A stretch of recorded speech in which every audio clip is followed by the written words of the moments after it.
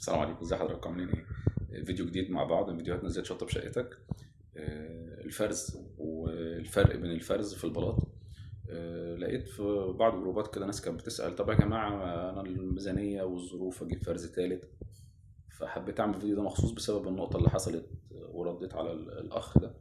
ببساطة يا جماعة، الفرق بين الفرز الاول والتاني والتالت: الفرز الاول ده بيكون المصنع مطلع البلاط، مقاسات البلاط سليمة، اللون سليم. زي ما بنقول احنا التون في المصطلحات بتاعة البلاط. مفيش كبير وصغير، البلاط مش مقوس، مش محروق، كل ده بيكون تمام، عشان كده بيتقال عليه فرز أول. طبعا ده احنا كمهندسين بنرشحه لان بيفرق معانا طبعا في الفينش. اللي ممكن نتجاوز شوية ونبدأ نقبل بيه هو الفرز التاني. الفرز التاني الفرق بينه وبين الفرز الأول إن الفرز التاني بيكون فيه مشكلة في المقاس، كبير وصغير. فاحنا لما بنكون في شقة والعميل صمم انه يجيب فرز تاني، طبعا يعني ممكن ساعات امكانيات او حاجة، فبنضطر نفرز البلاط.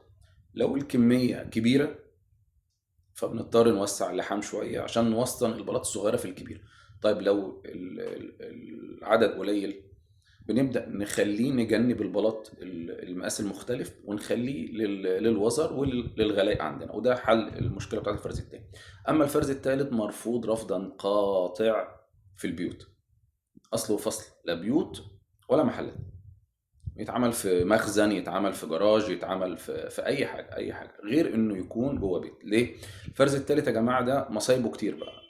مشاكل في المقاسات، كبير وصغير، البلاطه مقوسه، البلاطه مش مستويه، ساعات تلاقي البلاط محروق، التون بتاع البلاط مختلف، طباعه التكستشر او الرسمه اللي على البلاط ما بتبقاش ساعات مظبوطه. اللي هو عشان كده اسمه فرز تالت، يعني اللي هو اسوأ حاجه طلعت في خط الانتاج. فاحنا طبعا بنرشح الفرز الاول، ممكن الفرز التاني ومش كل الشركات وبشروط، والفرز التالت مرفوض تمام.